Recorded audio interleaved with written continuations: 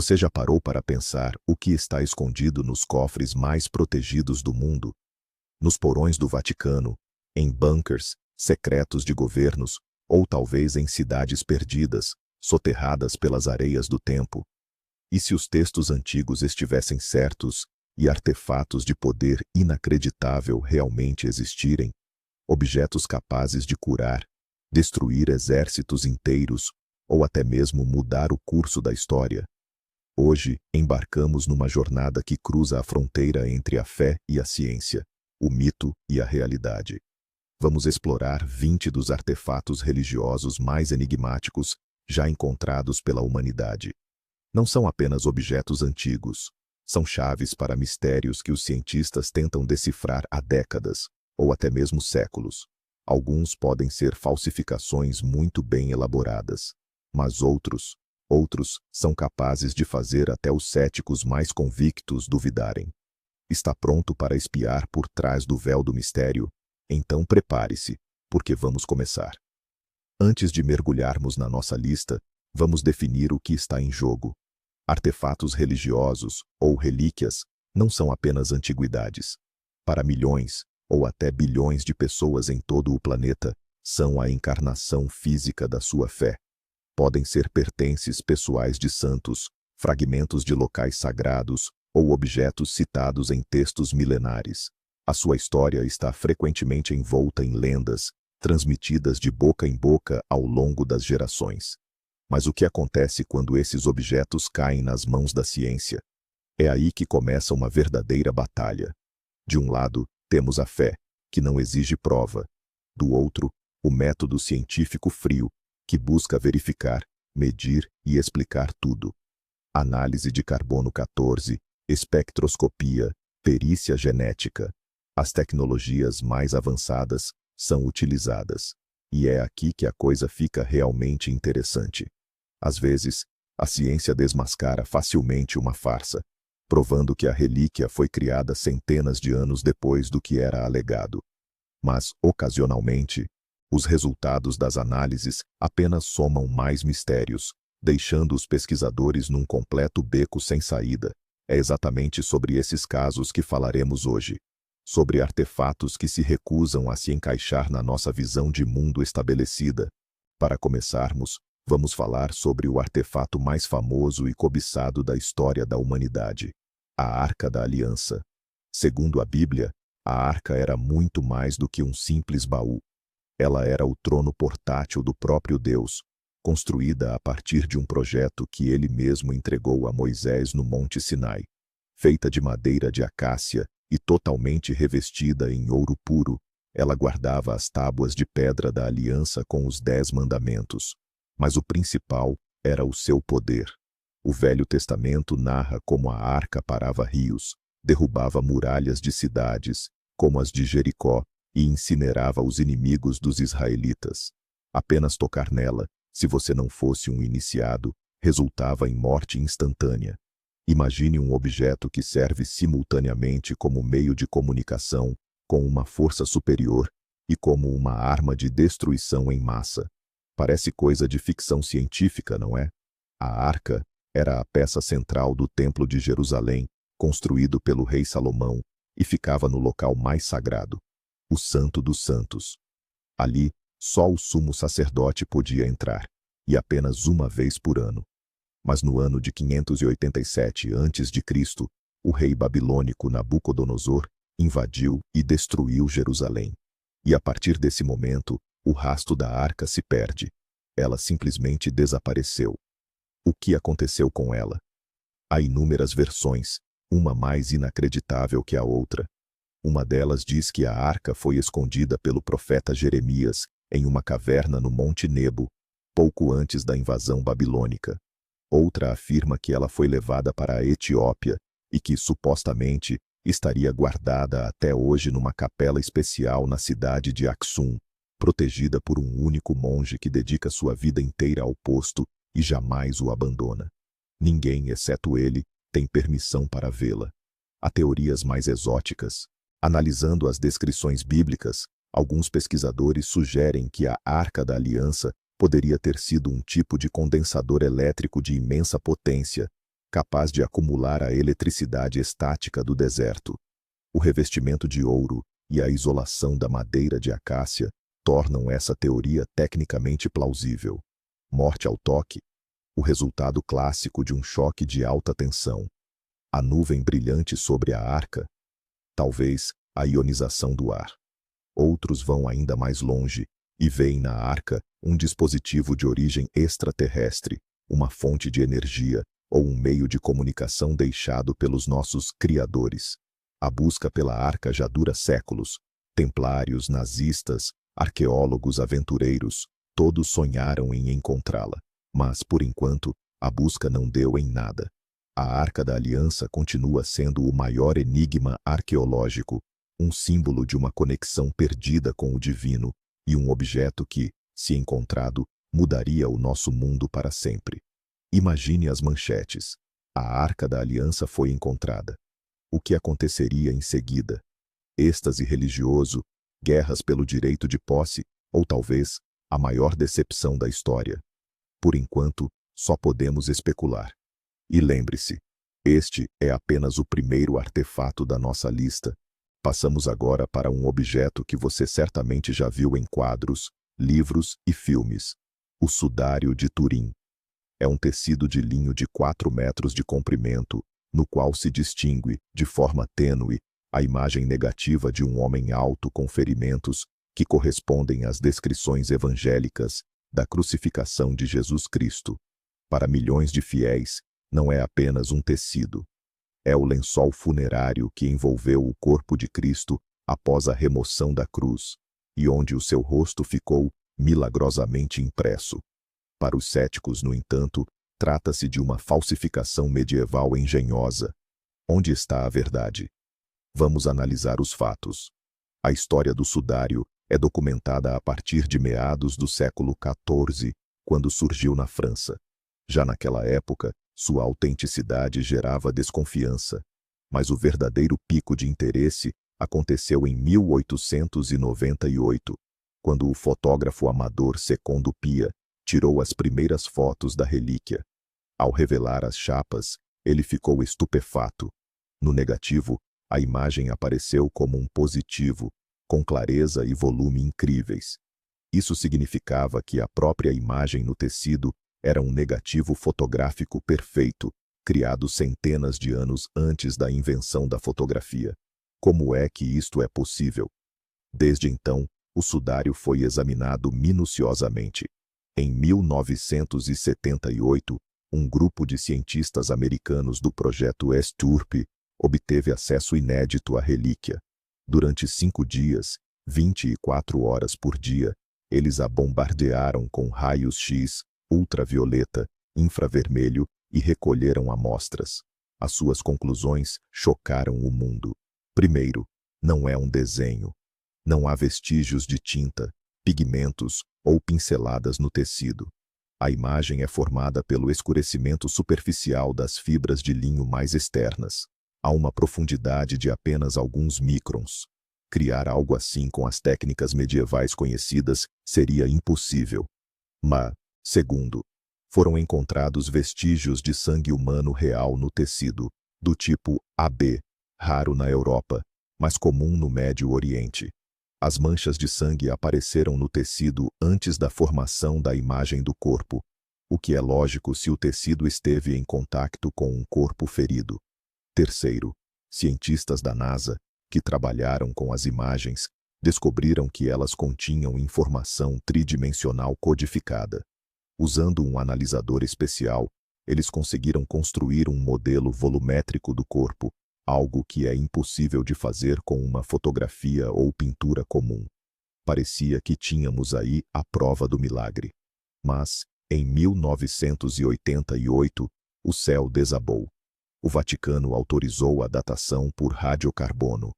3 laboratórios independentes em Oxford, Zurique e Arizona receberam um pequeno fragmento do tecido. O seu veredito foi unânime e chocante. O sudário foi fabricado entre 1260 e 1390, ou seja, era uma falsificação medieval. Caso encerrado, longe disso. Os defensores da autenticidade apontaram imediatamente inúmeras inconsistências. A amostra para análise foi retirada de uma das bordas do sudário, que foi repetidamente reparada após incêndios.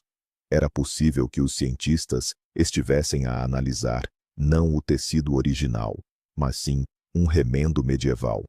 Além disso, os métodos de limpeza das amostras poderiam ter distorcido o resultado. E a principal questão permaneceu sem resposta. Se isto é uma falsificação, então, como diabos foi feita? Ninguém até hoje conseguiu reproduzir uma cópia exata do sudário com todas as suas propriedades únicas. Existem inúmeras teorias, desde uma impressão feita a partir de um baixo relevo aquecido até uma protocâmera fotográfica com câmara obscura. Mas nenhuma explica todos os fenômenos. O sudário de Turim é um mistério perfeito. Parece ter sido feito para se equilibrar na fronteira entre o facto e a crença. Cada evidência a favor da autenticidade encontra o seu contra-argumento contra. Isso obriga-nos a escolher: acreditar num milagre ou num falsificador medieval genial que se adiantou centenas de anos ao seu tempo. Ou talvez a verdade esteja algures no meio. Se a Arca da Aliança representa o poder e o sudário é a prova, o nosso próximo artefato é o símbolo máximo da vida eterna e da busca espiritual. O Santo Graal. A taça da qual Jesus bebeu na última ceia e na qual, segundo a lenda, José de Arimateia recolheu seu sangue aos pés da cruz. Na cultura popular, o Graal é um caldeirão mágico que concede imortalidade, cura e prosperidade infinita. Mas o que ele é de fato? E ele realmente existiu? Surpreendentemente, a própria Bíblia não diz uma palavra sobre qualquer status especial dessa taça. Ela é mencionada apenas como um utensílio comum. O culto ao Graal nasceu muito depois, na Idade Média, graças aos romances de cavalaria. Chrétien de Troyes, Wolfram von Eschenbach, Robert de Boron. Foram esses poetas que transformaram uma simples taça em um objeto místico, o objetivo da grande missão para qualquer cavaleiro. As lendas do rei Arthur e dos cavaleiros da Távola Redonda, partindo em busca do Graal, cativaram a imaginação de toda a Europa. O Graal tornou-se um símbolo do objetivo espiritual mais elevado, de pureza e de sacrifício. Mas onde procurá-lo? E é aqui que a parte mais interessante começa. Dezenas, se não centenas, de igrejas e catedrais ao redor do mundo afirmaram e ainda afirmam possuir essa taça. Uma das candidatas mais famosas está na Catedral de Valência, na Espanha. É uma pequena taça de ágata escura, montada sobre uma base complexa de ouro e pedras preciosas. Estudos arqueológicos mostraram que a taça em si foi realmente fabricada no Oriente Médio, entre o século IV a.C. e o século I a.C. Ou seja, teoricamente, ela poderia ter estado na mesa durante a última ceia. O Papa usou esta taça várias vezes durante missas, o que lhe confere um peso significativo aos olhos dos fiéis. Outro candidato conhecido é o Sacro Catino de Gênova, feito de vidro verde. Por muito tempo, acreditou-se que ele havia sido esculpido em uma única esmeralda. Há também o Cálice de Antioquia, guardado no Metropolitan Museum, em Nova York. É uma simples taça de prata, envolvida em uma caixa dourada ricamente adornada. Mas muitos pesquisadores acreditam que a busca por um objeto físico é um erro. Eles argumentam que o Graal não é uma taça, mas sim uma metáfora. Por exemplo, em livros como O Santo Graal e a Linhagem Sagrada, e claro, em O Código da Vinci, de Dan Brown, é popularizada a teoria de que San Graal não deve ser lido como Santo Graal, mas sim como sangue royal ou sangue real. Segundo essa teoria, o Graal não é um objeto, mas uma linhagem. A linha de descendentes de Jesus Cristo e Maria Madalena, que supostamente sobreviveu secretamente até hoje sob a proteção de sociedades secretas, como o Priorado de Sião. A Igreja Católica, é claro, considera essa teoria uma heresia. mas ela explica por que a busca por uma taça física estava fadada ao fracasso. Talvez os cavaleiros não estivessem procurando um objeto, mas sim um herdeiro. Essa versão transforma toda a história em um suspense eletrizante, onde o que está em jogo não é apenas uma relíquia, mas os alicerces da fé cristã. O Santo Graal é mais do que um artefato. É uma ideia. A ideia de que, em algum lugar do mundo, existe algo capaz de saciar nossa sede espiritual, curar feridas e dar respostas às grandes questões da existência. E talvez seja por isso que ele nunca foi encontrado. Porque o verdadeiro Graal, cada um deve encontrar dentro de si, de um símbolo de misericórdia, passemos agora a um símbolo de poder e domínio absoluto. A lança do destino, também conhecida como lança de Longino.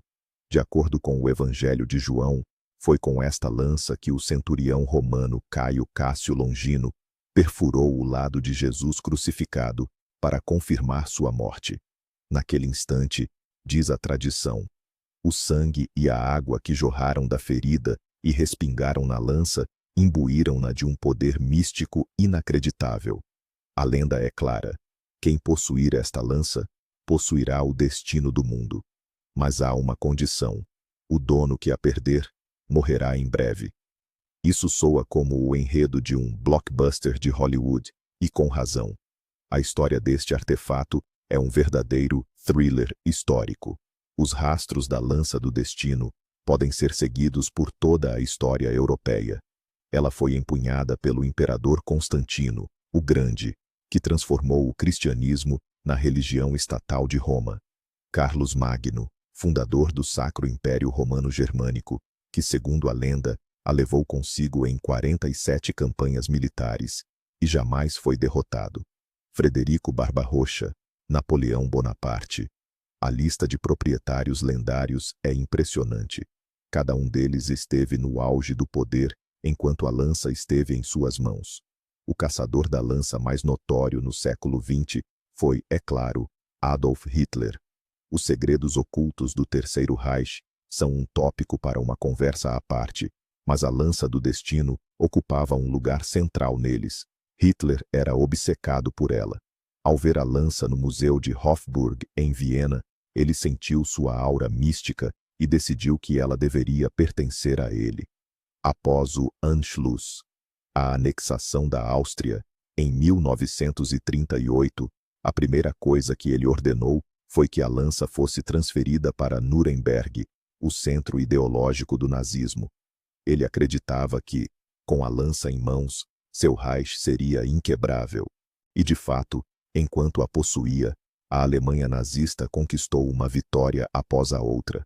Mas eis a ironia do destino. Em 30 de abril de 1945, as tropas americanas capturaram o bunker em Nuremberg e tomaram posse da lança. Apenas algumas horas depois, Adolf Hitler cometeu suicídio em seu bunker em Berlim. A lenda se cumpriu com uma precisão assustadora.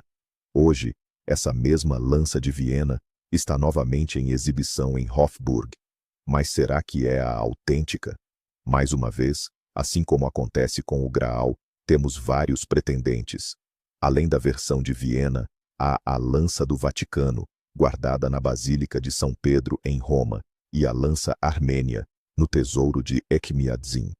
Qual delas é a verdadeira? Cientistas examinaram a lança de Viena. A análise metalúrgica mostrou que a ponta foi forjada entre os séculos 7 e 8 d.C., centenas de anos após a crucificação. No entanto, há um pequeno prego embutido nela, que se alega ser um dos pregos usados na cruz de Cristo. A análise desse prego sugere que ele pode, de fato, ter sido fabricado no século I na Palestina. Talvez seja este prego a verdadeira fonte de poder, e a ponta da lança apenas um adorno posterior para uma relíquia mais antiga e crucial. A lança do destino é um símbolo poderosíssimo, um símbolo de como a fé e o misticismo podem influenciar a política e a história reais. Seria apenas autossugestão de grandes ditadores e imperadores que, ao acreditar no poder do artefato, agiam com mais decisão? Ou a lança realmente carrega uma energia capaz de mudar o curso dos acontecimentos? A resposta para essa pergunta talvez nunca saibamos. Mas uma coisa é certa: a história desse objeto é um lembrete vívido de que a sede de poder é uma das paixões humanas mais fortes e perigosas. Agora, vamos dar um pequeno passo para longe das relíquias puramente religiosas e focar em um artefato que liga religião, ciência e, quem sabe, até civilizações extraterrestres: o mecanismo de Anticítera.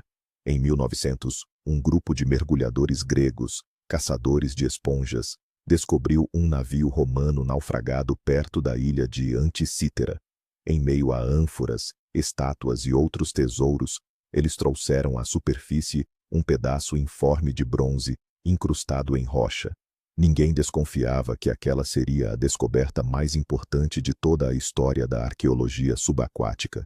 Por décadas, este objeto estranho permaneceu em um museu, até que, nos anos 50, cientistas decidiram examiná-lo com raios-x.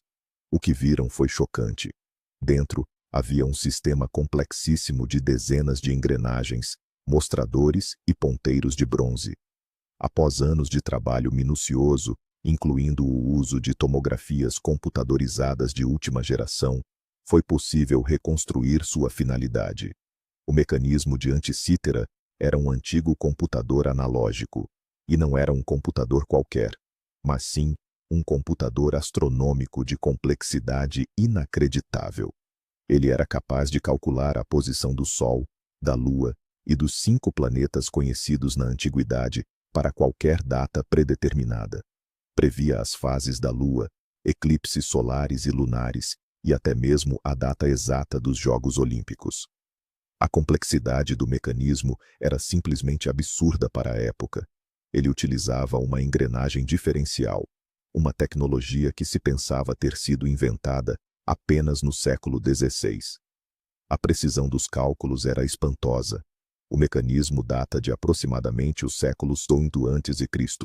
Isso significa que, 1500 anos antes de Copérnico e Galileu, os gregos antigos não só sabiam que a Terra girava em torno do Sol, mas também podiam modelar esse movimento através de um dispositivo mecânico. O nível de tecnologia demonstrado neste mecanismo só foi superado na Europa durante o Renascimento. Isso levanta a grande questão: de onde veio isso? De onde os gregos antigos tiraram tanto conhecimento e tanta tecnologia? Praticamente não há documentos históricos que descrevam a criação de dispositivos semelhantes. É como encontrar um avião a jato no sarcófago de Tutankhamon. O mecanismo simplesmente não deveria existir naquela era. Mas o que isso tem a ver com religião? Você pode perguntar. Tudo a ver. No mundo antigo, astronomia e religião eram inseparáveis. O movimento dos corpos celestes era visto como uma manifestação da vontade divina. A capacidade de prever eclipses ou a posição dos planetas conferia um poder imenso aos sacerdotes. Eles podiam declarar a vontade dos deuses, marcar datas de rituais e festividades. O mecanismo de Anticítera não era apenas um instrumento científico, era uma ferramenta de comunicação com os deuses para a compreensão da ordem cósmica que eles estabeleceram, permitir ver o futuro e prever presságios. É possível que estivesse guardado em um templo e fosse usado pelos sacerdotes para demonstrar seu poder. Mas há teorias ainda mais ousadas. Alguns pesquisadores acreditam que tal conhecimento não poderia ter surgido espontaneamente na Terra. Eles veem no mecanismo de Anticítera a prova de um paleocontato, uma visita ao nosso planeta por representantes de uma civilização muito mais avançada, que compartilhou parte de sua tecnologia com a humanidade. O mecanismo poderia ser um presente, ou uma cópia de um dispositivo extraterrestre criada a partir de projetos deixados para trás. Essa teoria, claro, parece fantástica, mas ela explica de forma elegante o gigantesco salto tecnológico. O mecanismo de Anticítera é um desafio à nossa compreensão da história. Ele prova que o passado era muito mais complexo e tecnologicamente avançado do que costumamos imaginar. Ele apaga a linha divisória entre ciência e magia, mostrando que, para os antigos, as duas coisas eram a mesma. É uma janela para um mundo de conhecimento perdido, um mundo onde o ser humano podia segurar em suas mãos um modelo do universo e se sentir igual aos deuses. Deixando para trás os mecanismos estelares da Grécia Antiga, transportamo-nos agora para o coração do mundo islâmico, Meca. No pátio interior da mesquita de Al-Haram, repousa o principal santuário do Islã, a Kaaba, uma estrutura cúbica para a qual os muçulmanos de todo o mundo se voltam durante as suas orações.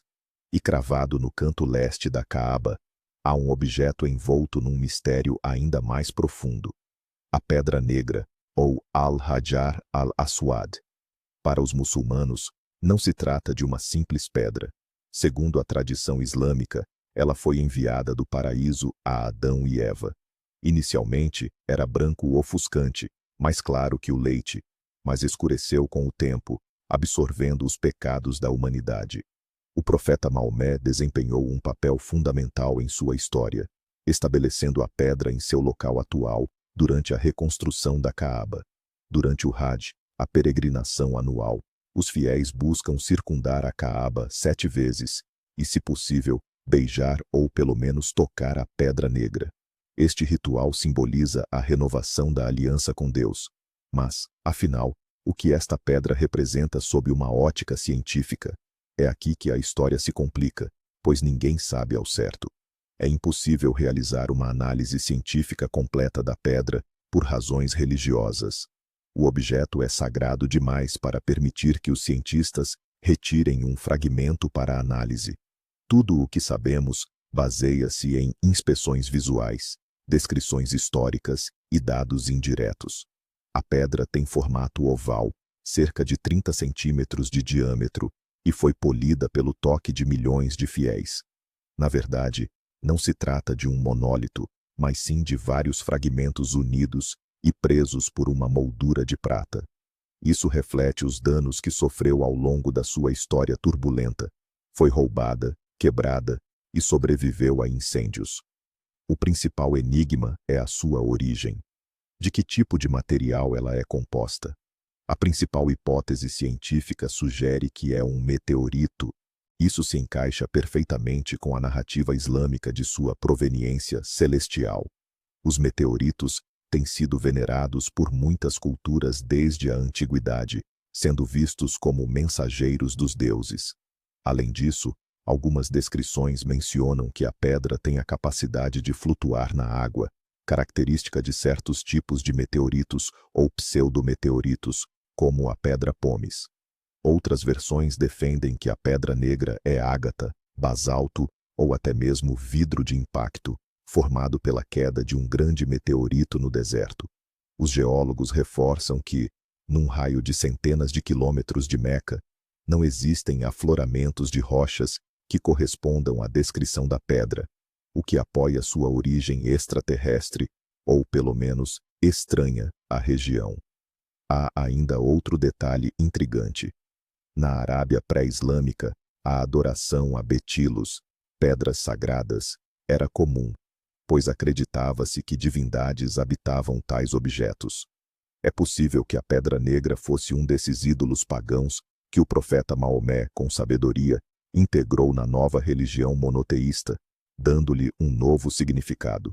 Isso permitiu unificar tribos rivais em torno de um símbolo já familiar. A Pedra Negra da Kaaba é um exemplo notável de como um objeto pode existir em duas realidades simultaneamente. Na realidade da fé, é uma pedra preciosa do paraíso, testemunha da história humana de Adão aos nossos dias. Na realidade da ciência, é uma anomalia geológica, uma amostra não analisada de composição e origem desconhecidas. E talvez seja exatamente nessa dualidade que reside a sua maior força, convidando-nos a refletir sobre onde está a fronteira entre o terreno e o celestial, e o que é mais importante para a alma humana: a composição química ou o significado sagrado que atribuímos ao mundo que nos rodeia. Voltamos às origens da civilização judaico-cristã, ao cume do Monte Sinai. Foi ali, segundo a Bíblia, que se deu um dos eventos cruciais da história da humanidade. O profeta Moisés encontrou-se com Deus face a face e recebeu dele não apenas instruções verbais, mas um artefato físico, 2 tábuas de pedra, onde, pelo próprio dedo de Deus, foram gravados os 10 mandamentos. Estas tábuas, conhecidas como as Tábuas da Aliança, tornaram-se a base do código moral e jurídico para milhões de pessoas por milênios. Mas o que eram exatamente? E qual foi o seu destino? A descrição bíblica é concisa. Eram tábuas de pedra, escritas com o dedo de Deus. Quando Moisés desceu do monte e viu seu povo mergulhado na idolatria, adorando o bezerro de ouro, ele quebrou as primeiras tábuas em um ataque de fúria. Ele teve que retornar ao monte, esculpir 2 novas placas de pedra, e Deus, mais uma vez, gravou nelas os mesmos mandamentos. Foram essas segundas tábuas que foram colocadas na Arca da Aliança, sobre a qual já falamos. Consequentemente, o seu destino está intrinsecamente ligado ao destino da Arca. Elas desapareceram junto com ela. Mas vamos imaginar por um momento que somos arqueólogos e tentemos analisar esta história sob uma perspectiva científica. Primeiro, de que tipo de pedra elas eram feitas? Algumas tradições afirmam que era safira, não a azul, mas sim uma safira transparente, como cristal. A lenda diz que foram cortadas do próprio trono de Deus. Embora seja uma ideia incrivelmente bela, é pouco provável do ponto de vista prático. A safira é um mineral extremamente duro, e gravar um texto nela em condições de campo seria dificílimo. A maioria dos acadêmicos inclina-se para uma pedra mais comum, como o granito ou o basalto, abundantes na região do Sinai. Em segundo lugar, o que estava escrito nelas? Estamos habituados à imagem das 2 placas arredondadas no topo, com 5 mandamentos em cada uma. No entanto, isto é apenas uma tradição artística que surgiu na Idade Média. Os antigos tratados do Oriente Próximo eram frequentemente registados em 2 tábuas idênticas, uma para cada parte do acordo. Neste caso, para Deus e para o povo de Israel. Assim, é possível que o texto completo dos 10 mandamentos estivesse escrito nas 2 tábuas. O terceiro e mais importante mistério é a tecnologia, escritas com o dedo de Deus. Como devemos interpretar isto, literalmente? Será que alguma energia emanada pela essência divina gravou ou queimou as letras na pedra? Isto leva-nos imediatamente ao campo da ficção científica e das teorias de paleocontato. Talvez tenha sido alguma tecnologia avançada, semelhante à gravação a laser, que os povos antigos não conseguiam descrever de outra forma, senão como o dedo divino. Ou será que é uma metáfora, significando que o texto foi ditado por Deus e registrado pelo próprio Moisés? Embora esta última opção pareça mais racional, desvaloriza de certa forma o milagre descrito na Bíblia. A busca pelas tábuas, assim como a busca pela arca, continua. Se fossem encontradas, seriam a maior descoberta arqueológica de todos os tempos. Imagine analisar o material de que eram feitas, ou estudar o estilo de escrita. Isso poderia fornecer respostas para muitas questões sobre a origem da Bíblia e a história inicial de Israel. No entanto, é muito provável que as tábuas da aliança permaneçam para sempre no domínio da fé. Elas são o símbolo de um pacto inquebrável entre o homem e o poder supremo.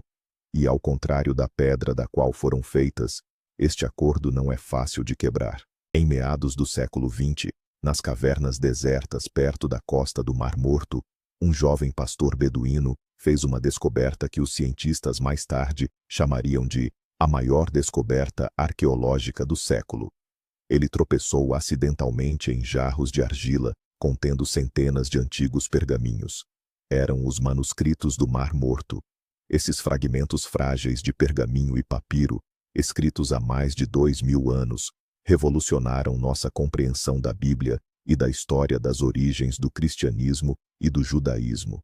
Mas o que havia de tão especial neles? Em primeiro lugar, eles são os manuscritos mais antigos do Velho Testamento que conhecemos. Antes de sua descoberta, as cópias mais antigas de textos bíblicos datavam da Idade Média. Os pergaminhos das cavernas de Qumran, no entanto, foram escritos entre o terceiro século antes de Cristo e o primeiro século depois de Cristo. São 1000 anos mais velhos. Ao compará-los com o texto moderno da Bíblia, os estudiosos ficaram surpresos. Os textos eram praticamente idênticos. Isso comprovava a precisão inacreditável com que as escrituras sagradas eram copiadas e transmitidas de geração em geração. Mas o mais intrigante não era isso. Além dos textos bíblicos, os pergaminhos também continham documentos desconhecidos, estatutos, calendários, profecias e hinos de uma misteriosa comunidade religiosa que vivia no assentamento de Qumran, perto das cavernas. A maioria dos estudiosos acredita que eram os essênios, uma das seitas judaicas da época, sobre a qual sabíamos muito pouco. Esses textos abriram uma janela para o mundo do pensamento judaico na véspera e durante a vida de Jesus Cristo. E o panorama revelado era muito mais complexo do que imaginávamos. Os essênios eram ascetas. Acreditavam no dualismo do bem e do mal, da luz e das trevas, e esperavam o iminente fim do mundo e a chegada de 2 Messias, o Messias sacerdote e o Messias rei. Muitas de suas ideias e até frases se assemelham surpreendentemente ao que lemos no Novo Testamento. Por exemplo, o líder deles era chamado de Mestre da Justiça, que foi perseguido e possivelmente morto por seus inimigos. Isso levou alguns pesquisadores a questionar: será que João Batista era um essênio? E o próprio Jesus teria tido alguma ligação com essa comunidade? Essas questões geraram debates acalorados. A publicação e a tradução dos pergaminhos demoraram décadas, o que deu origem a inúmeras teorias da conspiração. Dizia-se que o Vaticano estava escondendo intencionalmente manuscritos que poderiam minar os fundamentos da fé cristã. Por exemplo, se fosse encontrado um pergaminho que mencionasse Jesus como um simples professor, e não o Filho de Deus, ou o descrevesse como um homem casado. Na realidade, a maioria dos atrasos estava ligada ao trabalho meticuloso e complexo de juntar milhares de pequenos fragmentos em um único conjunto, como um gigantesco quebra-cabeça. Nenhuma bomba capaz de destruir o cristianismo foi encontrada nos manuscritos. O nome de Jesus sequer é mencionado neles. No entanto, eles continuam sendo um mistério. Quem exatamente os escreveu? Seriam realmente os essênios, ou talvez fosse uma biblioteca retirada do Templo de Jerusalém antes de sua destruição? O que dizem os textos criptografados, ou criptográficos, encontrados entre os pergaminhos? E o maior enigma é o pergaminho de cobre. Diferente dos demais, ele não está escrito em pergaminho, mas gravado em uma fina folha de cobre. E não contém textos religiosos, mas uma lista de 64 locais onde estariam escondidos tesouros incalculáveis, toneladas de ouro e prata. O que é isso? Um mapa real do tesouro do Templo de Jerusalém, escondido dos romanos? Ou uma mistificação, uma obra literária? Nenhum dos tesouros listados no pergaminho jamais foi encontrado. Os manuscritos do Mar Morto não são tanto um artefato místico, mas sim intelectual. Seu mistério não reside em propriedades sobrenaturais, mas nas questões que eles nos colocam sobre nossa própria história, nossa fé e a origem de nossas ideias. Agora, vamos mergulhar em artefatos que flutuam na tênue fronteira entre a religião ancestral, a ficção científica e o misticismo mais puro, as lendárias caveiras de cristal. São modelos de crânios humanos, esculpidos a partir de blocos maciços de quartzo transparente ou fumê. Sua origem está envolta em mistério, e as propriedades que lhes são atribuídas são de cair o queixo. As lendas dizem que são um legado de civilizações antigas, como os maias, os astecas, ou até mesmo os míticos atlantes. Existem ao todo 13 crânios ancestrais, e a crença é que, quando reunidos, eles revelarão à humanidade vastos conhecimentos sobre o universo, evitando o fim do mundo, ou talvez, precipitando-o. Alguns esotéricos afirmam que esses crânios são uma espécie de computadores cósmicos, contendo informações sobre toda a história da humanidade. Eles teriam o poder de curar, provocar visões e até mesmo se comunicar telepaticamente com seus donos. Soa fascinante, não é? O mais famoso desses artefatos é o crânio Mitchell Hedges, também conhecido como crânio do destino. A lenda conta que ele foi descoberto em 1924 por Anna Mitchell Hedges, filha adotiva de um aventureiro britânico, durante escavações na cidade maia de Lubantum, em Belize. O crânio foi feito do mais puro quartzo e é anatomicamente quase perfeito, inclusive possuindo uma mandíbula removível. Suas propriedades ópticas são surpreendentes.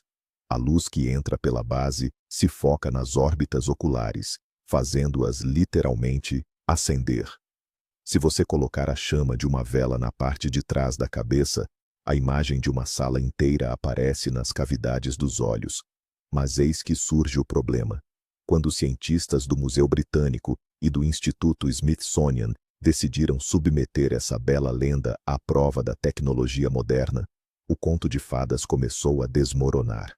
Microscopia eletrônica revelou, na superfície do crânio Mitchell Hedges, assim como em outros crânios famosos, como o britânico e o parisiense, vestígios microscópicos típicos de processamento com ferramentas modernas, cortadores rotativos de alta velocidade e rebolos com revestimento de diamante.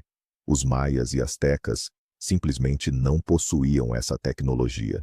Eles poderiam, teoricamente, ter esculpido um crânio desses, mas isso levaria centenas de anos de polimento manual ininterrupto com areia. Além disso, investigações jornalísticas e históricas mostraram que a história de sua descoberta foi, muito provavelmente, inventada pelo próprio Frederick Mitchell Hedges para atrair atenção. O mais provável é que ele tenha comprado o crânio em um leilão da Sotheby's, em 1943. Por sua vez, o artefato provavelmente foi fabricado na Europa durante o século XIX, na França ou na Alemanha, em um período de grande fascínio por antiguidades pré-colombianas. Ou seja, a maioria, se não todas, as grandes caveiras de cristal conhecidas são falsificações do século XIX. Isso significa que toda a mística em torno delas é apenas um engano? Não exatamente. Em primeiro lugar, o simples fato de criar objetos tão perfeitos, mesmo que no século XIX, é uma conquista notável da arte joalheira. Em segundo lugar, mesmo que os crânios sejam falsos, eles já criaram a sua própria mitologia, tornando-se símbolos poderosos do movimento New Age. Milhares de pessoas acreditam em seu poder, meditam com eles e afirmam receber energia e conhecimento. Este é um exemplo claro de como um mito moderno pode nascer literalmente diante dos nossos olhos. Um artefato não precisa ser antigo para possuir poder. Às vezes, a força reside na fé e na energia que as pessoas depositam nele. As caveiras de cristal são um mistério menos arqueológico e muito mais psicológico. Elas demonstram a nossa eterna atração pelo mistério, pela busca por conhecimentos ocultos e pela crença de que, em algum lugar, existe uma chave capaz de nos abrir todos os segredos do universo. Dos crânios místicos do Novo Mundo, regressemos às relíquias mais sagradas do cristianismo. Após a crucificação de Cristo, muitos objetos ligados à sua paixão tornaram-se alvos de veneração. Mas qual deles poderia ser mais importante do que a própria cruz onde ele foi sacrificado? Os fragmentos da Vera Cruz, ou cruz verdadeira, são, talvez, as relíquias mais difundidas e, ao mesmo tempo, as mais controversas do mundo cristão. A história da sua descoberta parece saída de uma lenda. No século IV d.C., Helena, mãe do imperador romano Constantino, já em idade avançada, fez uma peregrinação a Jerusalém. Por sua ordem, foram realizadas escavações no Gólgota, o local onde, segundo a tradição, Jesus foi crucificado. Os operários encontraram 3 cruzes, Para determinar qual era a original, o bispo Macário de Jerusalém sugeriu que aplicassem cada uma delas a uma mulher doente. 2 não causaram efeito, mas a terceira a curou. Assim, segundo a tradição, a Vera Cruz foi encontrada. Helena deixou uma parte da cruz em Jerusalém e enviou a outra, juntamente com os pregos, ao seu filho em Constantinopla. É a partir desse momento que começa a surpreendente história da multiplicação dessa relíquia. Fragmentos da cruz tornaram-se o presente mais valioso que imperadores e patriarcas poderiam oferecer a governantes estrangeiros ou a mosteiros importantes. Durante as cruzadas, os cavaleiros trouxeram para a Europa uma quantidade colossal de estilhaços e partículas que se espalharam por catedrais e igrejas. E foi aí que surgiu o problema.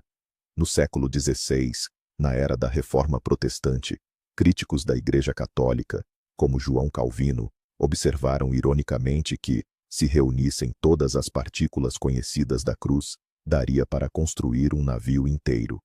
Este tornou-se o argumento clássico contra a veneração de relíquias, que os protestantes consideravam uma forma de idolatria e fraude. Mas será que havia realmente tantas partículas? No século XIX, o cientista francês Charles Rohoul de Fleury decidiu verificar essa afirmação. Ele empreendeu um trabalho hercúleo. Catalogou todos os fragmentos da Vera Cruz conhecidos na época, em todo o mundo, e calculou o seu volume total. O resultado foi surpreendente. Pelos seus cálculos, o volume total de todos os fragmentos reunidos era de apenas cerca de 4.000 centímetros cúbicos.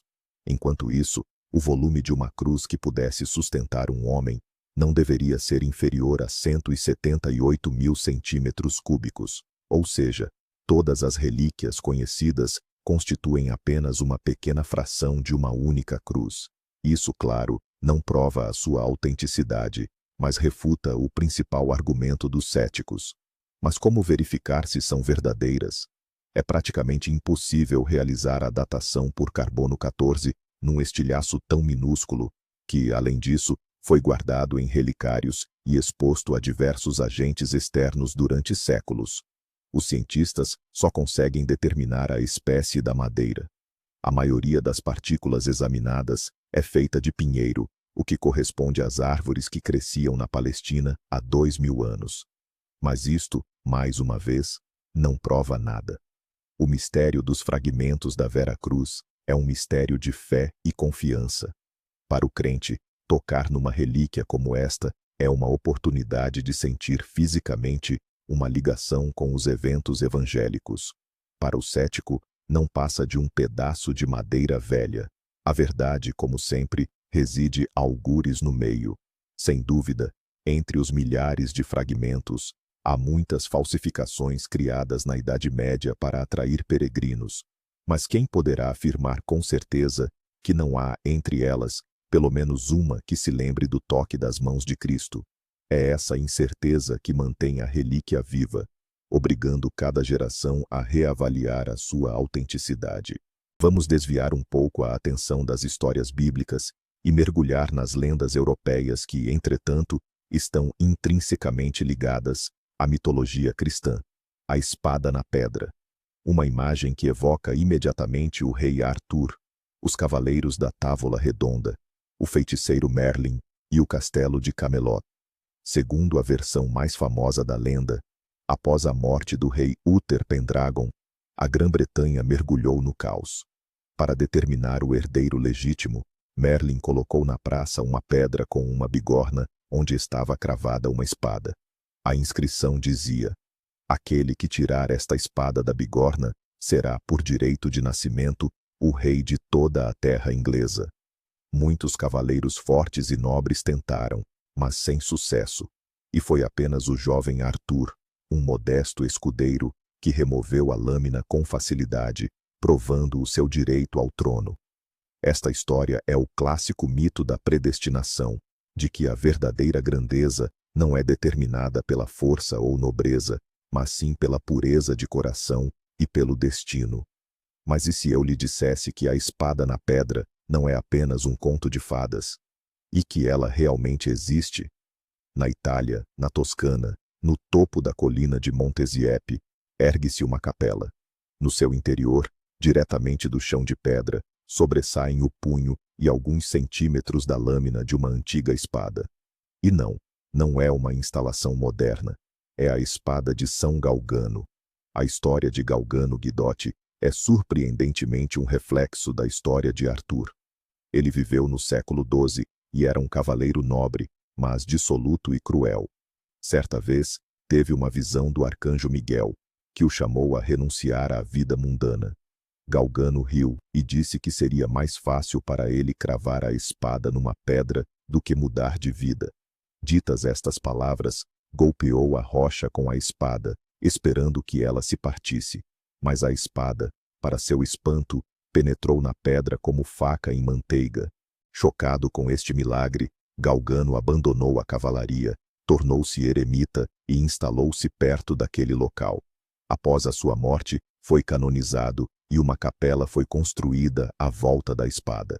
Durante muito tempo, pensou-se que fosse apenas uma bela lenda, e a espada, uma falsificação. Mas investigações científicas recentes forçaram-nos a olhar a história de uma nova maneira. Cientistas da Universidade de Pavia realizaram uma análise metalúrgica da espada, usando radar de penetração, para não danificar a relíquia. Os resultados confirmaram que o estilo e a composição do metal da espada correspondem totalmente ao século XII, a época em que Galgano viveu. Além disso, o radar mostrou que, sob a pedra com a espada, existe uma cavidade, dentro da qual estão dois objetos que se assemelham a restos humanos. Isso coincide com outra parte da lenda, que diz que o diabo enviou assassinos a Galgano, mas eles foram dilacerados por lobos, e os seus ossos ficaram na terra. Claro que isto não prova que a espada foi cravada na pedra de forma milagrosa. Talvez houvesse uma fenda na rocha, ou tenha sido inserida mais tarde. Mas o facto é que existe na Itália uma autêntica espada do século XII cravada na pedra. E o que é mais surpreendente, a história de São Galgano é anterior às primeiras menções escritas da espada na pedra nas lendas arturianas. Isto levou alguns investigadores a uma hipótese chocante. E se não foi a espada de Galgano uma imitação da história de Arthur, mas sim o contrário? E se os relatos do milagre real na Toscana chegaram aos ouvidos dos romancistas medievais, inspirando-os a criar um dos episódios mais famosos da literatura mundial? Assim, um verdadeiro santo cristão poderia ter sido o protótipo de um rei mítico. A espada na pedra em Monteziepe é um artefacto incrível que esbate as fronteiras entre a história, o mito e a religião. Serve como um lembrete de que as lendas mais inacreditáveis podem ter uma base bem real. Já mencionamos o sudário de Turim, aquela mortalha que traz a impressão do corpo de Cristo, mas a tradição cristã guarda outra imagem não feita por mãos humanas, igualmente misteriosa: o mandílio, ou a imagem aqueiropoética de Cristo. Reza a lenda que se trata de um lenço, ou pano, onde o rosto de Jesus ficou gravado ainda em vida. A história conta que Abgar, rei da cidade de Edessa, sofria de lepra. Ao ouvir sobre os milagres de Jesus, enviou um pintor para que fizesse o seu retrato, mas o artista não conseguia. O rosto de Cristo brilhava com tamanha intensidade que era impossível representá-lo. Então, Jesus lavou o rosto com água, enxugou-o com um pano, e a sua imagem se manifestou no tecido. Este pano foi enviado ao rei Abgar, que, ao tocá-lo, foi curado. A relíquia se tornou o principal tesouro e protetor de Edessa, sendo chamada de imagem criada por Deus, não por mãos humanas. Lá, ele permaneceu por muitos séculos. No século X, o imperador bizantino, ansioso por obter a relíquia, sitiou Edessa e trocou a libertação da cidade e dos prisioneiros pelo mandílio. A imagem foi transportada em triunfo para Constantinopla e colocada no Palácio Imperial. Mas, em 1204, os cruzados saquearam e pilharam Constantinopla. E é aí que o rasto do mandílio se perde. Para onde ele desapareceu? E é aqui que começa a parte mais interessante, que liga o mandílio diretamente ao sudário de Turim. Alguns investigadores, como o historiador Ian Wilson, avançaram uma teoria ousada. O mandílio e o sudário são o mesmo objeto. Eles sugerem que, em Edessa e Constantinopla, o sudário era guardado dobrado várias vezes, de modo que apenas o rosto ficava visível. Por isso, a peça era descrita como um pequeno lenço ou um pedaço de tecido quadrado. A favor desta teoria, há vários fatos. Primeiro, em muitos ícones e moedas bizantinas que copiavam o mandílio, Jesus é representado com as mesmas características únicas da pessoa no sudário: cabelos longos, barba e um formato de nariz específico. Há coincidências demais para ser mero acaso. Segundo, existem registros históricos de que, em Constantinopla, além do pano com o rosto, existia outra relíquia: os panos funerários de Cristo, com a impressão completa do corpo. Talvez em algum momento tenha ficado claro que se tratava da mesma peça. Após o saque de Constantinopla, a relíquia pode ter caído nas mãos dos cavaleiros templários, que a guardaram em segredo. E, depois do colapso da ordem, ela reapareceu na França, no século XIV, onde começa a sua história conhecida. Esta teoria preenche de forma elegante os séculos de escuridão na história do sudário de Turim, o período anterior ao seu surgimento em França. Se for verdade, a história do sudário torna-se 1000 anos mais longa e mais confiável. Mas há problemas. As descrições do mandílio falam de um Cristo vivo, de olhos abertos, enquanto no sudário vemos a imagem de uma pessoa falecida. Os defensores da teoria explicam que os iconógrafos, ao copiarem a imagem, reviviam-na, conforme os cânones religiosos. Uma versão alternativa sugere que o mandílio era, de fato, um objeto separado, e que, após 1204, ele foi para Roma, onde é guardado até hoje sob o nome de Véu de Verônica. A lenda de Verônica, que enxugou o rosto de Jesus a caminho do Calvário, é muito parecida com a história de Abgar. Talvez sejam duas versões do mesmo relato. O mistério do mandílio é um verdadeiro caso de detetive histórico. Seria ele uma relíquia autônoma, ou apenas parte de outra, ainda mais grandiosa? Resta-nos apenas reunir as evidências indiretas e tentar reconstruir o caminho desta imagem enigmática, que possivelmente é o primeiro e mais fiel retrato do fundador de uma das grandes religiões do mundo. Deixando de lado as imagens estáticas, voltemos ao milagre que se repete, acontecendo diante dos nossos olhos: o sangue de São Januário. Januário foi um bispo e mártir, executado no ano 305 durante a perseguição aos cristãos promovida pelo imperador Diocleciano. Ele é o padroeiro celestial de Nápoles. Na catedral principal de Nápoles está guardada a principal relíquia a ele associada: 2 ampolas de vidro contendo uma substância escura, de cor castanho avermelhada e aparentemente ressecada. A crença popular diz que este é o sangue do santo, recolhido por uma mulher piedosa logo após a sua execução. E 3 vezes por ano, em maio, setembro e dezembro, os fiéis de Nápoles testemunham o que chamam de Milagre de São Januário. Durante uma missa solene, o arcebispo expõe o relicário com as ampolas. Ele o gira e o agita de forma lenta, enquanto milhares de fiéis, na catedral e na praça, oram fervorosamente. E após um período que pode variar de alguns minutos a várias horas, ou até mesmo dias, o inacreditável acontece. A massa ressecada dentro da ampola se liquefaz, tornando-se líquida, e a cor muda para um vermelho vivo, escarlate. Em algumas ocasiões, o volume até aumenta, como se estivesse fervendo. Este fenômeno se repete com uma regularidade impressionante há mais de 600 anos, tendo sido documentado pela primeira vez em 1389. Para os habitantes de Nápoles, isso não é apenas um ritual, é um sinal, um presságio. Se o milagre acontece rápido, significa que a cidade terá um ano de prosperidade.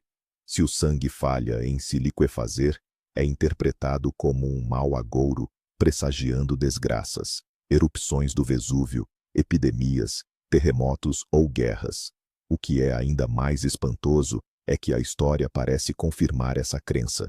O sangue falhou em se liquefazer antes de grandes surtos de peste, pouco antes da entrada das tropas de Napoleão em Nápoles e no ano de início da Segunda Guerra Mundial. Naturalmente, a ciência não poderia deixar de investigar um fenômeno como este. Mas afinal, que substância é essa contida nas ampolas? A Igreja, temendo danificar a relíquia, não permite que sejam abertas ou que se retire uma amostra para análise. Por isso, todos os estudos são realizados remotamente, geralmente usando a técnica de espectroscopia.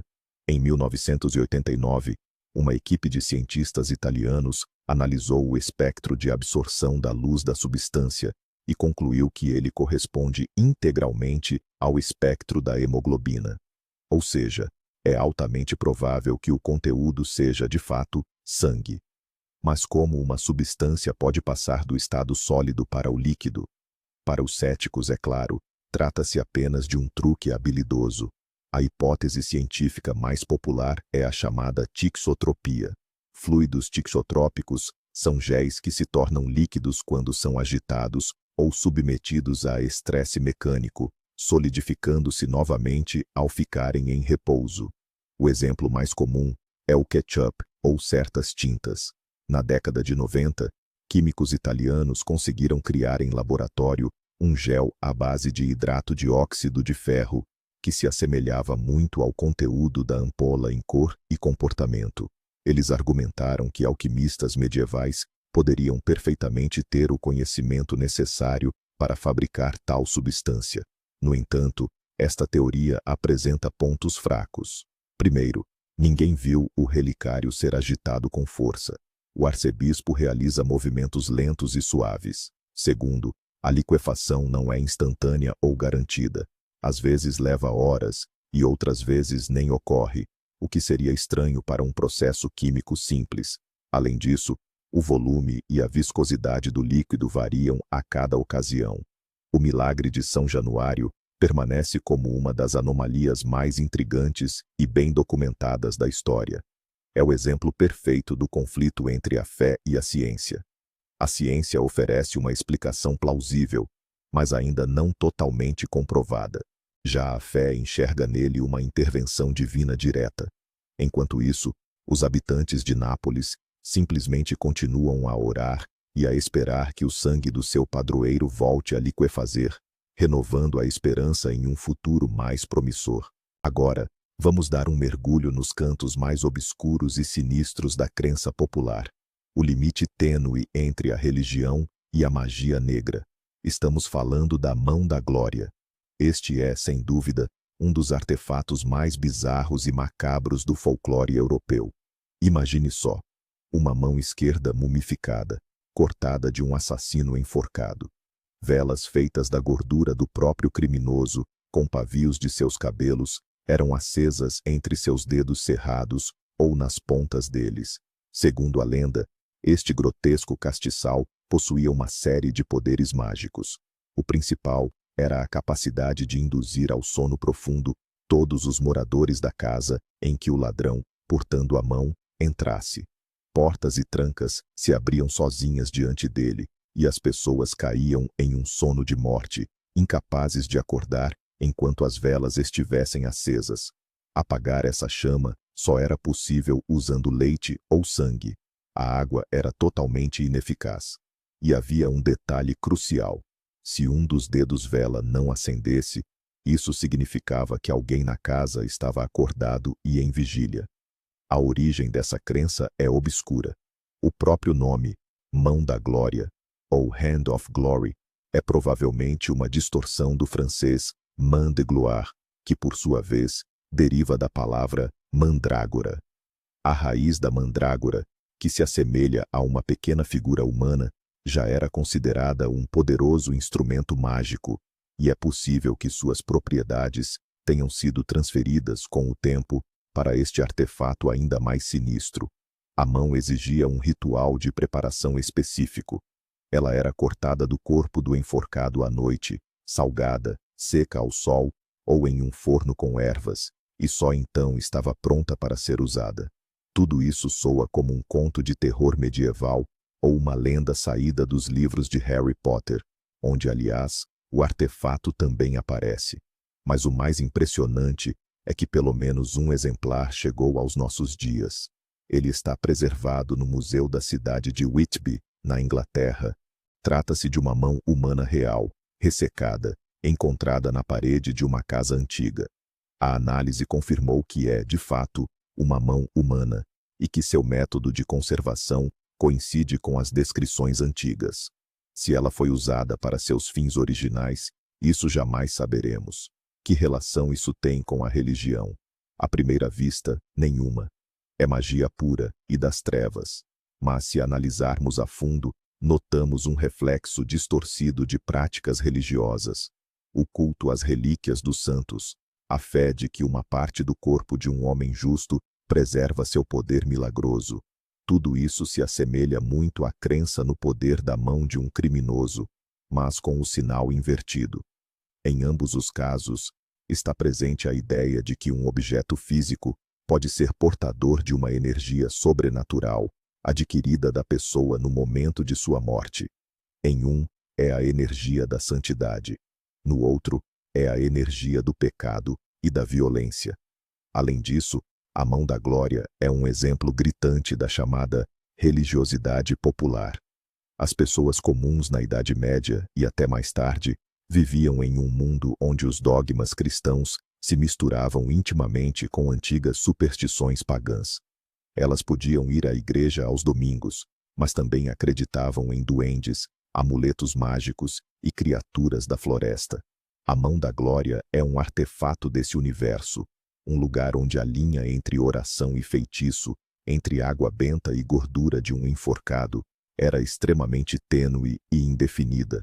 Ela nos lembra que, sob a história oficial das religiões, sempre existe uma camada sombria de crenças, medos e rituais que é fundamental para a compreensão da psique humana.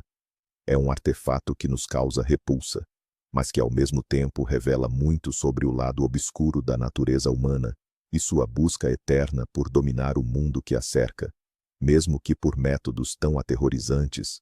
De uma mão sinistra, passamos agora a um livro não menos perturbador, o Codex Gigas, popularmente conhecido como a Bíblia do Diabo.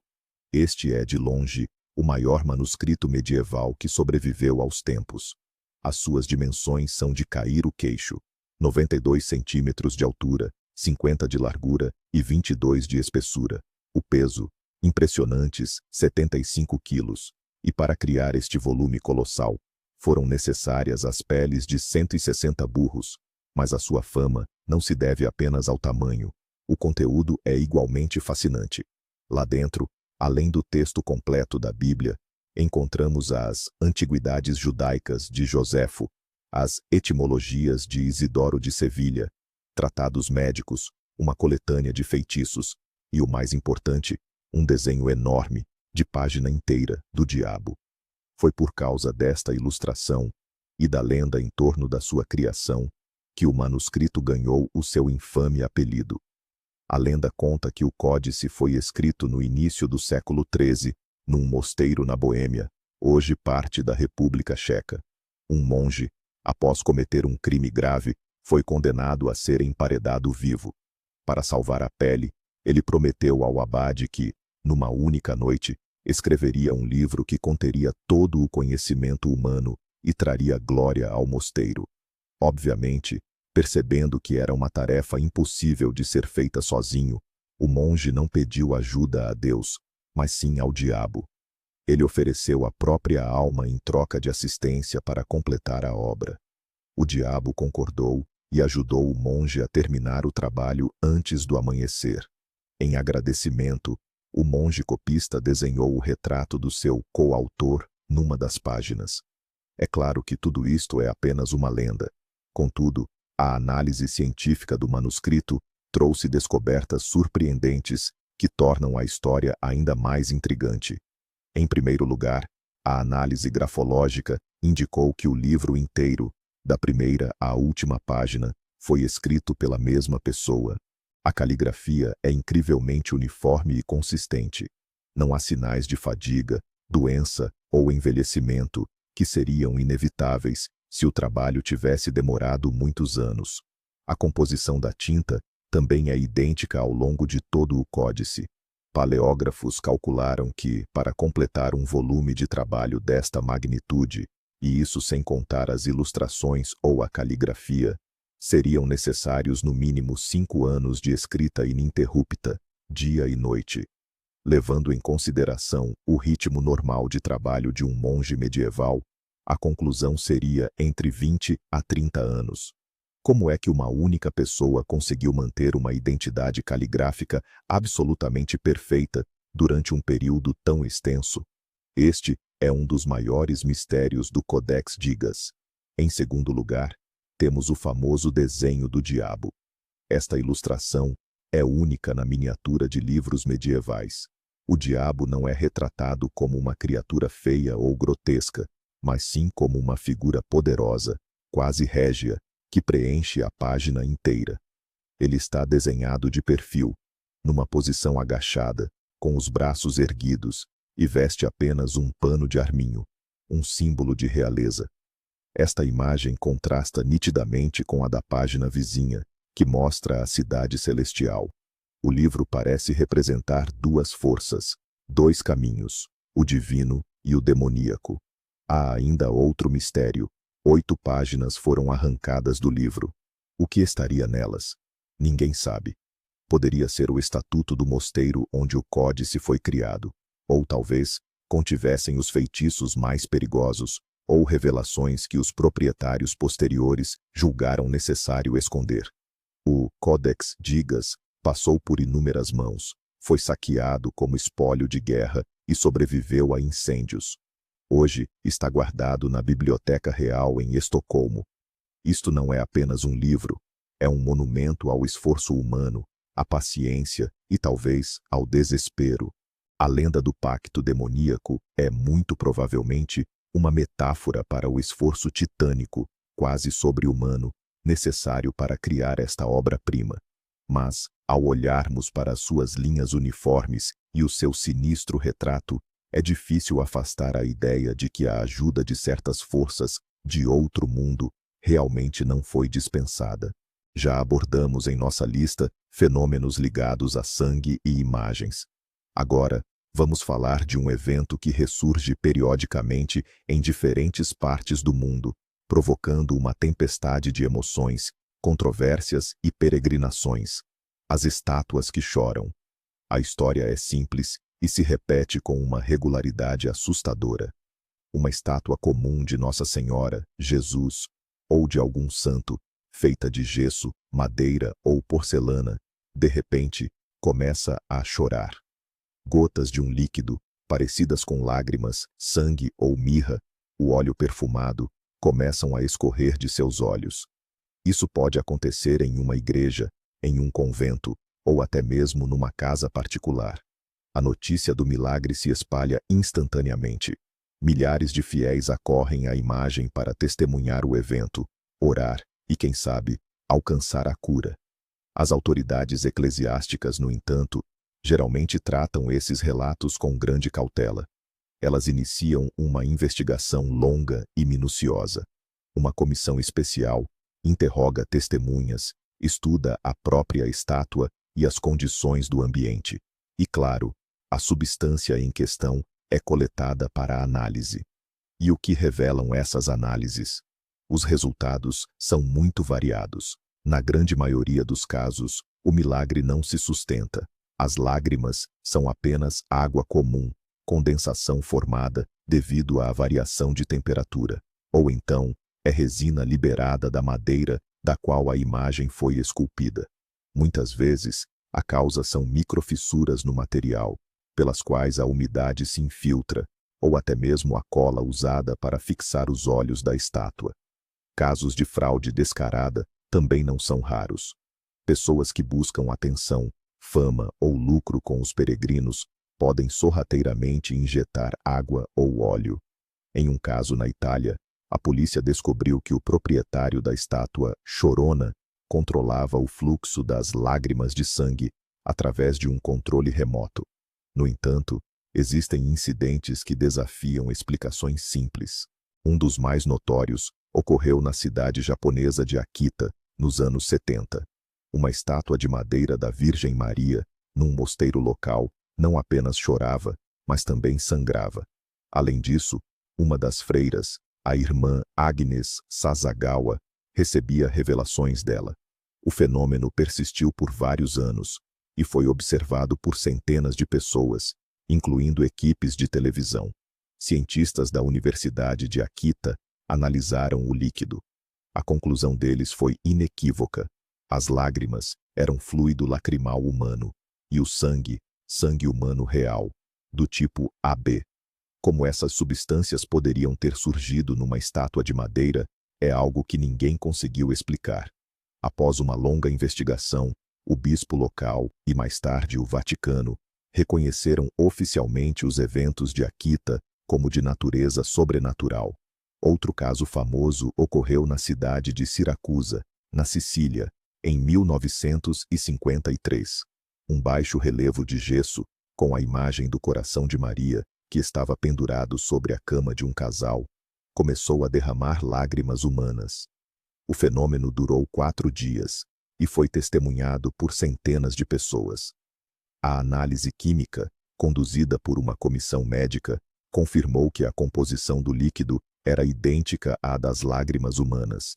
Este incidente também foi reconhecido pela Igreja como um milagre autêntico.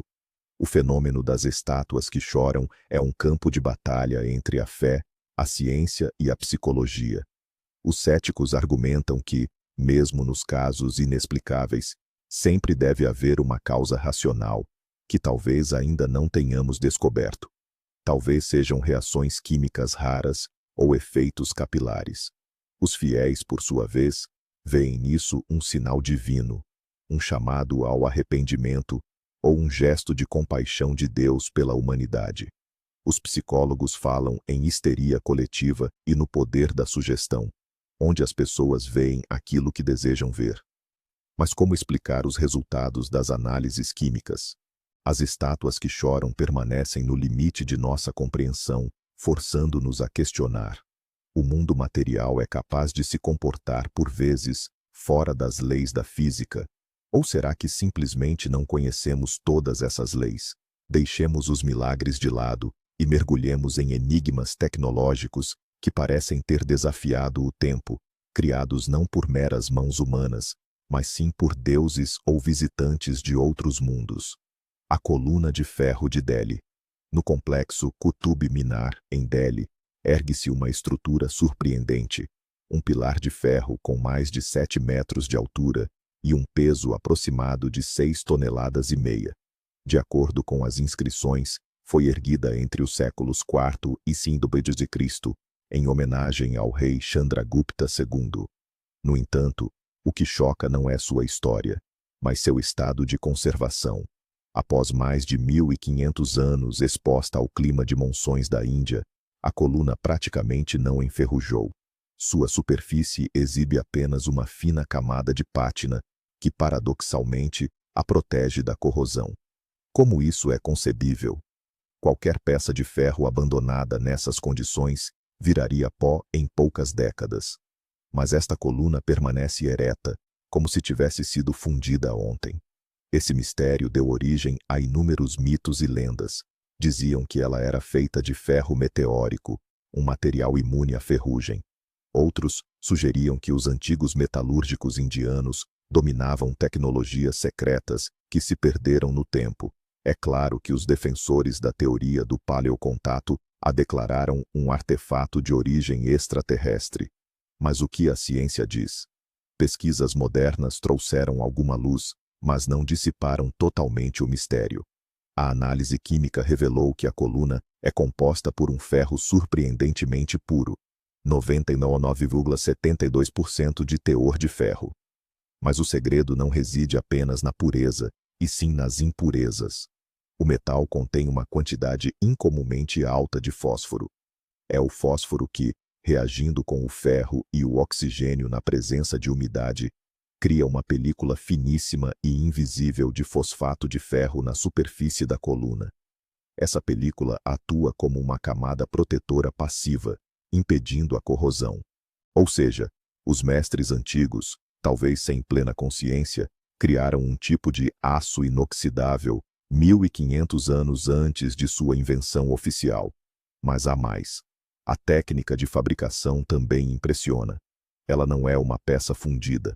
Foi forjada a partir de pedaços individuais de ferro-espuma, soldados juntos através de forja. Imagine o trabalho titânico, aquecer até a incandescência e unir pedaços de metal com mais de 6 toneladas no total. Para isso, eram necessários fornos imensos, martelos gigantescos e uma perícia inacreditável. O nível da metalurgia indiana na época estava em uma altura inatingível para o resto do mundo. Que relação tudo isso tem com a religião? Na Índia, como em muitas culturas antigas, a metalurgia era vista como uma arte sagrada, próxima da alquimia. Os ferreiros não eram meros artesãos, mas quase magos, capazes de transformar pedra, o minério, em metal. O processo de fundição e forja era acompanhado por rituais e orações. A coluna de ferro não é apenas um monumento ao rei, é também uma davaja, um pilar ritualístico que simboliza o eixo do mundo, a conexão entre o céu e a terra. Diz a lenda local que, se você se posicionar de costas para a coluna e conseguir abraçá-la, unindo os dedos, qualquer desejo se realizará.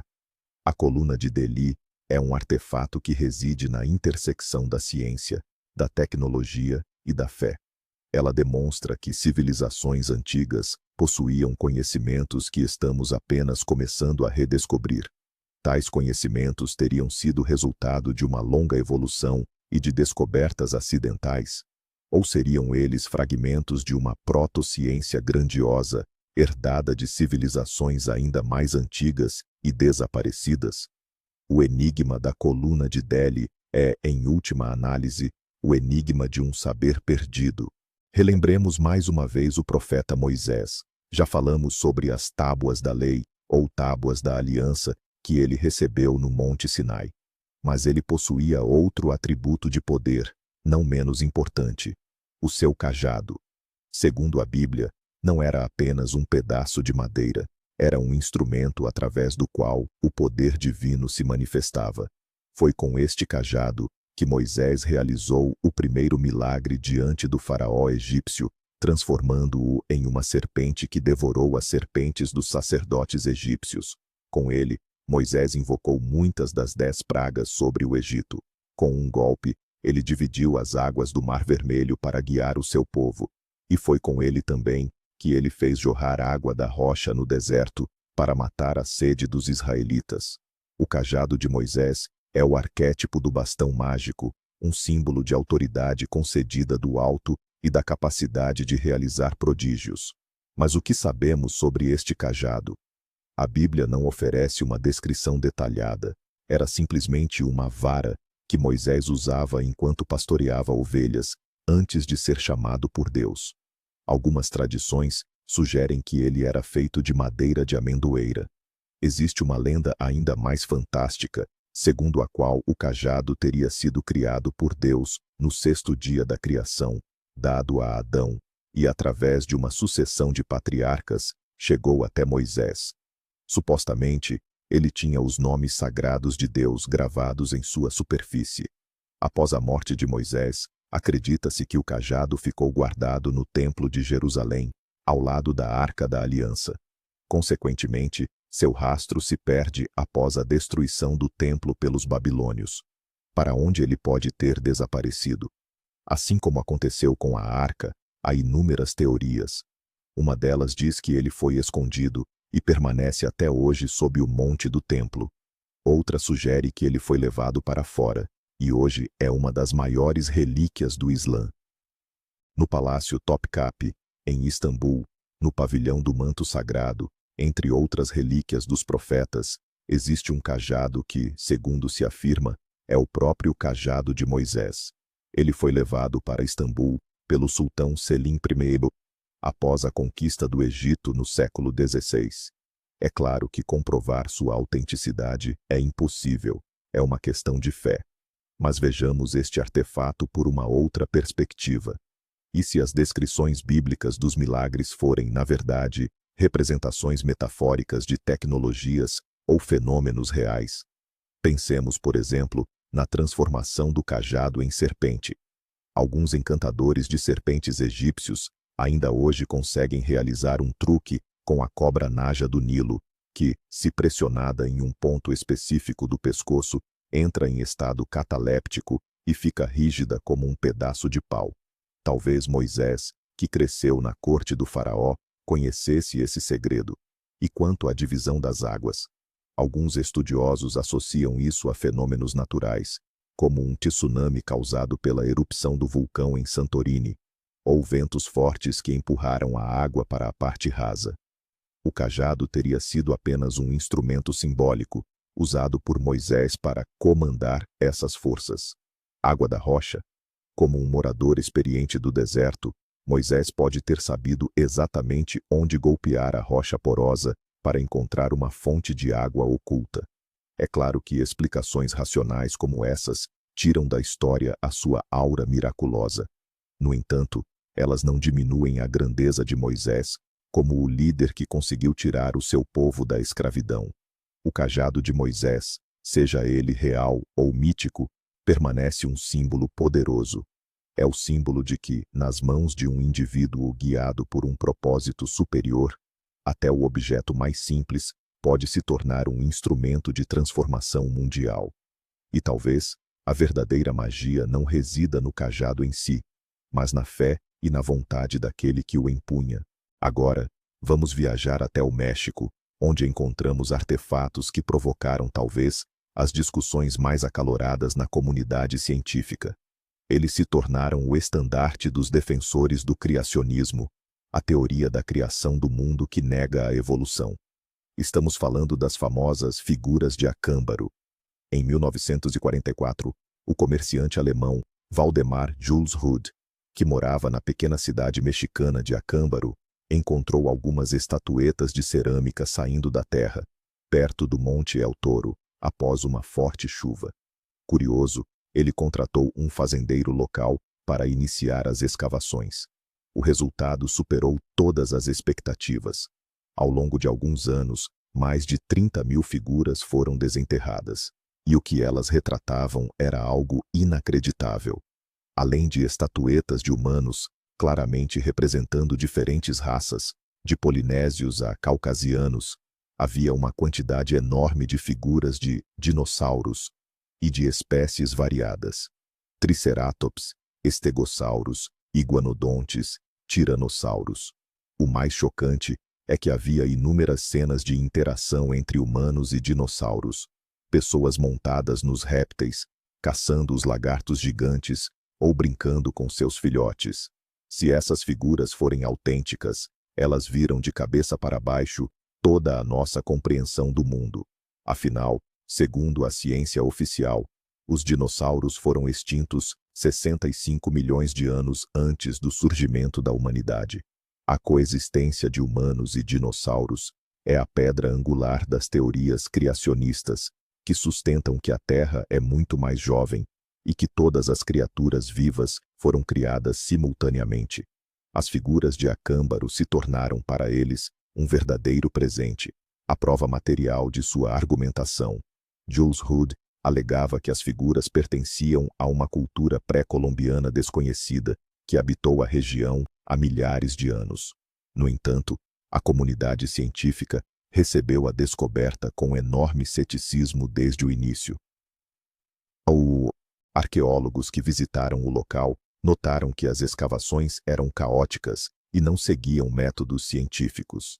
Além disso, as figuras eram encontradas em perfeito estado, sem lascas ou arranhões, algo muito estranho para cerâmicas antigas. Elas também não tinham a camada característica de pátina. E o principal, nada parecido jamais foi encontrado em qualquer outro lugar do México. Nas décadas de 1950 e 1960, várias tentativas de datação foram realizadas usando análises de carbono 14 e termoluminescência. Os resultados foram contraditórios. Alguns testes indicaram uma idade de milhares de anos, enquanto outros sugeriram que as figuras haviam sido cozidas recentemente. Os céticos afirmam que os resultados positivos foram causados pela contaminação das amostras orgânicas ou por erros na metodologia. A maioria dos arqueólogos hoje concorda que as figuras de Acâmbaro são uma grande mistificação. A teoria mais aceita é que elas foram fabricadas pela família daquele mesmo fazendeiro contratado por Jules Rude, que se aproveitou de sua ingenuidade e paixão por colecionar. Os moradores locais contaram que eles moldavam as figuras à noite, inspirados em quadrinhos, livros e filmes sobre dinossauros. Isso explicaria tanto a grande diversidade de espécies, quanto o fato de muitas delas não corresponderem às reconstruções científicas. No entanto, os defensores da autenticidade não desistem. Eles apontam para o enorme volume. Teria sido extremamente difícil produzir 30.000 figuras sem que ninguém notasse. Além disso, argumentam que alguns dos répteis retratados eram espécies desconhecidas pela ciência na década de 1940, mas que foram descobertas apenas mais tarde. E continuam fazendo a pergunta principal: e se a ciência estiver errada? E se os povos antigos realmente viram dinossauros vivos, talvez os últimos exemplares de uma espécie em extinção? As figuras de Acâmbaro são um exemplo clássico de artefatos incômodos. Elas simplesmente não se encaixam no paradigma científico aceito. E a reação a elas é bastante reveladora. Para alguns, são lixo, falsificações que não merecem atenção. Para outros, são a chave para a verdadeira história da Terra, que estaria sendo escondida de nós. A verdade, como sempre, pode estar em algum lugar no meio. Talvez seja realmente uma farsa, ou talvez seja um lembrete de que qualquer teoria científica é apenas um modelo temporário e que devemos estar sempre prontos para que um único artefato nos force a repensar tudo o que acreditávamos saber. Vamos encerrar nossa lista com um artefato que talvez não possua poderes místicos, mas que guarda um segredo tão intrigante quanto qualquer outro que mencionamos. É o mistério de uma língua indecifrada. O disco de Phaistos. Em 1908, o arqueólogo italiano Luigi Pernier estava escavando o Palácio Minoico na cidade de Phaistos, na ilha de Creta. Num dos depósitos do templo, ele encontrou um pequeno disco de argila cozida, com cerca de 16 centímetros de diâmetro. Ambos os lados estavam cobertos por uma espiral de símbolos estranhos, impressos na argila antes de ser cozida. Este era o famoso disco de Phaistos. Os cientistas perceberam imediatamente que tinham em mãos uma descoberta única. Em primeiro lugar, ele representa o texto impresso mais antigo da história. Os símbolos não foram gravados à mão, mas sim com a ajuda de carimbos ou selos pré-fabricados. Ou seja, 2.500 anos antes de Gutenberg, os minoicos já utilizavam o princípio da composição tipográfica. Em segundo lugar, e este é o ponto crucial, ninguém sabe o que está escrito nele. O sistema de escrita do disco de Phaistos não se assemelha a nenhum outro conhecido. Ele contém apenas 242 caracteres no total, agrupados em palavras separadas por linhas verticais. Existem 45 símbolos únicos. Entre eles, há imagens de pessoas, um homem correndo, uma cabeça emplumada, animais, um pássaro, um peixe, um gato, plantas, navios, armas e ferramentas.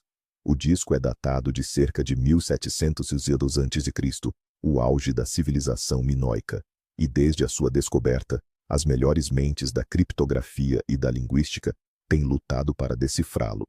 Mas, até agora, sem sucesso. Por que é tão difícil decifrá-lo? Primeiro, o texto é muito curto. Para uma decifração confiável de uma escrita desconhecida, é necessário muito mais material. Segundo, não sabemos em que idioma ele foi escrito. Será um dos dialetos do minoico, ou talvez a língua de outro povo com quem os cretenses tinham contato. Terceiro, não sabemos a natureza do seu conteúdo.